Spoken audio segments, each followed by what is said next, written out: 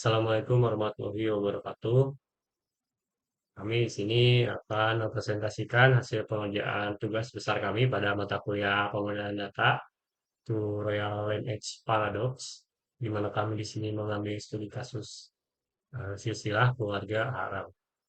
Nah, untuk sebelum itu kami akan memperkenalkan diri masing-masing. Perkenalkan nama saya Dimas Arta Prianto dengan NIM 24 15 24 009. Perkenalkan saya Adi Raffi Heru Fariski dengan NIM 2415 24001. Nah, sebelum kita masuk ke deskripsi logiknya, saya akan menjelaskan dulu dengan silsilah keluarga HRM ini. Nah, keluarga ini terbagi menjadi tiga generasi. Yang pertama ada generasi pertama, lalu ada generasi kedua, dan generasi ketiga. Nah, di sini juga terdapat keluarga yang poligami gitu. Nah, saya akan menjelaskan bagian generasi pertama dulu.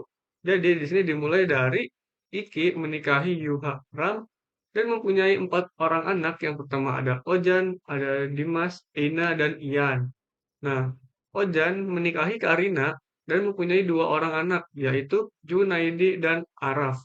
Sedangkan Dimas menikahi Juun dan mempunyai 2 orang anak, yaitu Gran dan Dedot. Nah, lanjut ke generasi ketiganya yaitu Araf menikahi Gran yang merupakan putri dari Jun dan Dimas, yang dimana pernikahan ini disebut pernikahan sepupu. Nah, dari pernikahan Gran dan Araf ini mempunyai anak yang bernama Cipta. Nah, sedangkan Dedot menikahi Jiu dan mempunyai anak yang bernama Giuri. Untuk fondasi di proteinsnya akan dijelaskan oleh Dimas. Oke. Nah, untuk mewujudkan skenario tadi ya, kami perlu membangun fondasi di protest sesuai tadi disebutkan. Oke.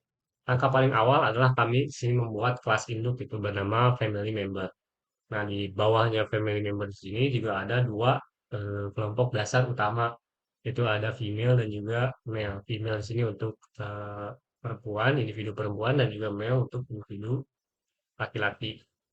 Nah, di sini ada satu secara logika gitu ya, seseorang itu kan tidak mungkin berjenis kelamin laki-laki sekaligus perempuan. Makanya di sini kita memberitahu mesin lah atau menyeting agar kedua kelas itu agar saling bermusuhan gitu, atau disjoin. Di sini kelas male disetting disjoin with kelas female. Nah, sebenarnya ada setting atau pengaturan otomatis dari protes ini gitu untuk mendisjoinkan kelas-kelas yang ada. Nah, kenapa tidak memakainya? Karena kalau semua kelas itu diotomatiskan untuk saling lepas, disjoin, nah sistemnya itu setelah kami coba juga itu tuh jadi error gitu. Pada saat ada satu orang, misalnya ada Junaidi. Nah, si Junaidi ini kan individu yang terdaftar sebagai laki-laki, tapi dia juga di saat yang sama berperan sebagai pemegang warisan utama, gitu, pemegang warisan. Nanti akan dijelaskan juga. Nah, pengaturan otomatis itu akan terjadi error. Makanya kami menggunakan peraturan manual untuk menyesuaikan male dan dengan female. Nah, selanjutnya di silsilah itu ada secara hubungan secara vertikal dan juga horizontal. Nah, pertama kita membangun dulu garis silsilah vertikalnya, yaitu di sini misalnya ada hubungan orang tua dan anak. Nah, itu berangkat dari masalah misalnya atau masalah di komputasi itu tidak punya intuisi seperti manusia. Jadi kalau kita cuma membuat hubungan atau relasi misal khas biological parent tanpa aturannya, mesin tidak bisa menerapkan dengan baik itu aturan tersebut. Nah, makanya kami ada menerapkan karakteristik simetrik dan juga irefleksif.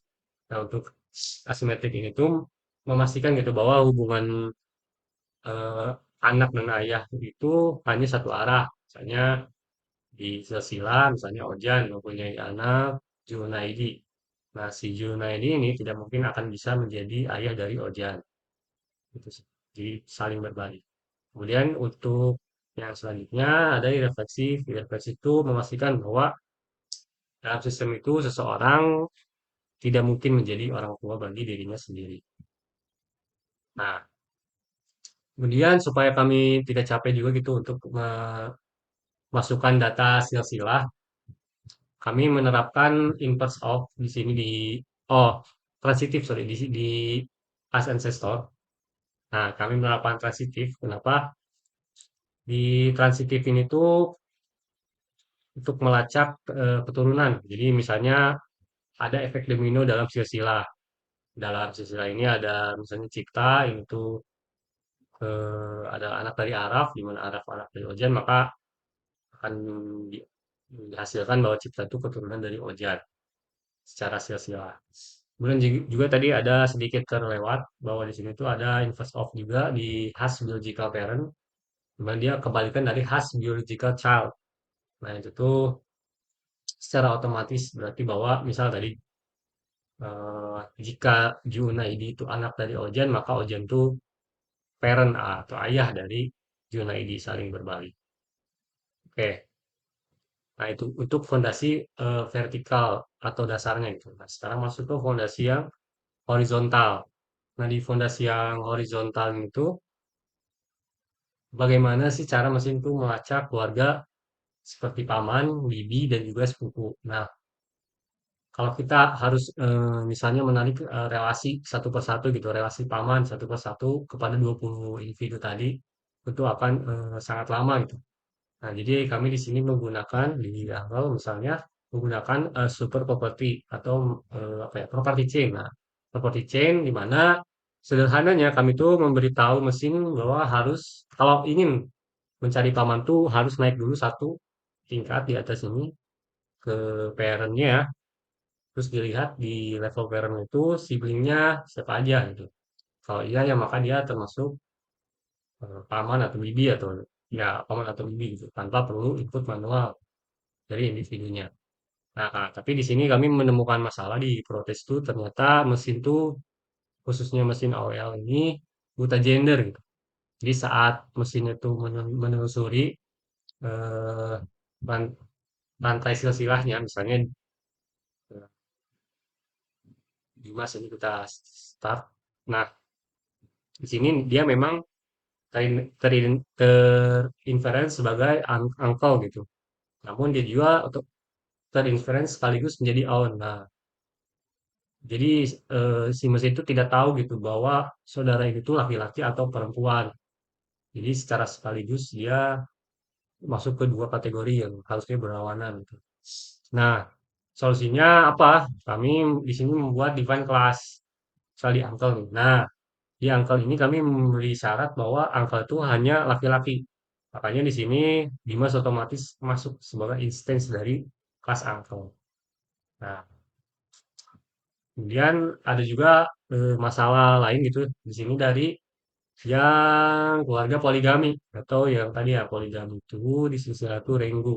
Nah, Renggo ini memiliki tiga istri ya, Naila, Carmen, dan Stella. Dan secara silsilah sebenarnya bisa langsung terlihat bahwa tiga orang itu individu yang berbeda. Nah, namun mesin tuh di sini ternyata tidak bisa langsung mengidentifikasi gitu bahwa eh, Naila itu berbeda dari Carmen dan Stella. Makanya kami di sini solusinya adalah menerapkan different individuals bahwa Naila itu berbeda individual dari Carmen dan Stella. Makanya mesti langsung bisa gitu mendeteksi bahwa Rengo itu kepala poligami. Hmm. Selanjutnya akan dijelaskan bahwa adanya inkonsistensi dalam silsilah pekerjaan kami ini oleh adik. Baik, selanjutnya saya akan menjelaskan tentang inkonsistensi dari untuk ontologi yang kami buat ini.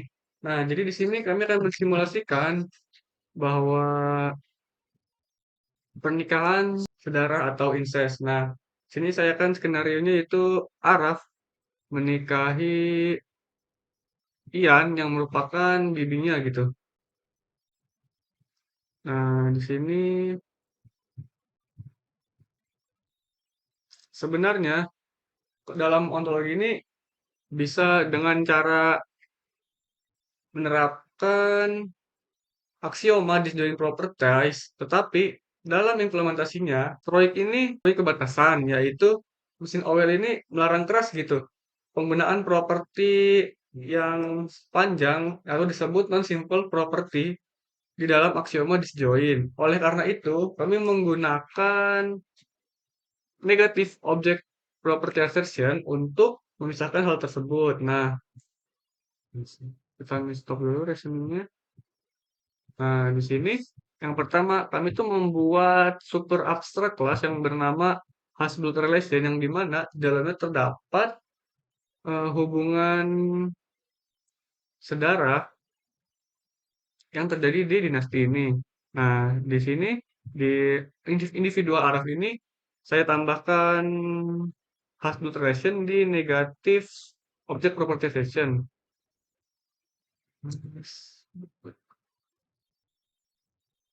Nah, untuk individualnya saya tambahkan Ian.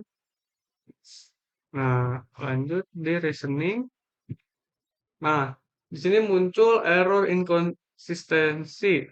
Nah, alasannya kenapa? Alasannya karena Ian adalah sibling dari Ojan, yang dimana Ojan merupakan ayah dari si Araf. Nah, secara otomatis ini mengetahui gitu bahwa mesin ini sudah independen dengan membuktikan bahwa Araf adalah keponakan dari Ian, yang dimana mereka memiliki hubungan darah secara tidak langsung. Namun di waktu yang sama, mesin ini bisa gitu untuk melarang Araf memiliki hubungan darah dengan Ian. Nah, untuk selanjutnya pada bagian waris akan dijelaskan oleh Dimas. Oke, nah selanjutnya di bagian pewarisan itu, sini di dalam studi kasusnya itu sangat detail lah ya di dalam waris. Nah, di dalam pewarisan di sini tuh sistem tidak bisa cuma kayak catat terus ya, misalnya si A mewarisi tanah B. Nah, tidak seperti itu karena sistem tuh wajib itu mencatat empat hal di mana empat hal itu ada siapa ahli warisnya, terus apa asetnya, kemudian berapa persentase porsinya dan bagaimana statusnya gitu di dalam silsilah ini apakah masih pending atau udah dispute atau apa. Nah, masalahnya aspirator protection itu cuma mendukung relasi dua arah gitu.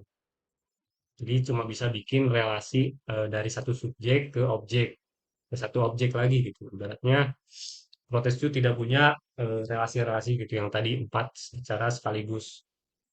Risikonya akan kami kehilangan konteks gitu dari ontologinya.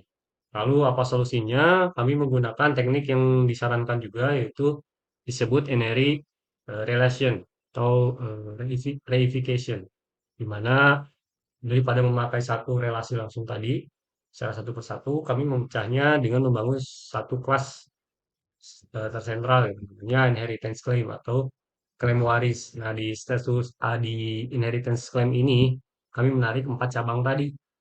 Empat cabangnya itu ada di objek properties. Pertama itu claim owner, menunjukkan siapa yang ngeklaim.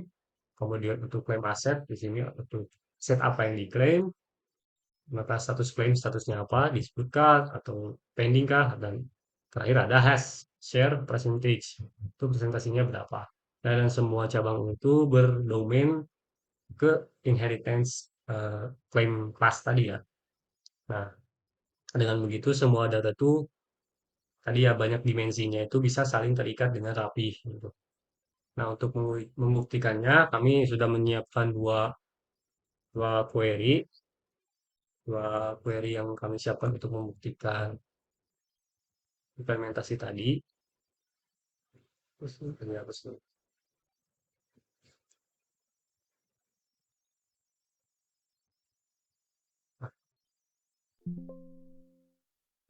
Oke, di ideal query yang query pertama di sini sudah kami siapkan, di mana query ini tuh kami buat untuk mencari kepala poligami atau cari anggota keluarga yang berstatus sebagai kepala poligami dan mempunyai anak atau biological child yang dia tuh sedang mengklaim warisan di mana statusnya itu disebut dan share percentage-nya itu di atas 30%. Nah, kita coba execute. Oke, di sini muncul instant Rango ya. Di sini muncul instance Rango karena Rango itu tadi ya teridentifikasi langsung terinferensikan sebagai kepala poligami karena memiliki tiga istri dan juga dia dia mempunyai anak Yeon gitu. Di mana Yeon itu sedang eh, mengklaim warisan. Nah, di sini dia sedang klaim asetnya tanah warisan. Jadi Yeon statusnya disebut share percentage-nya di atas 30%. Makanya dia masuk ke kriteria query ini dan dapatlah Rengo sebagai ayahnya.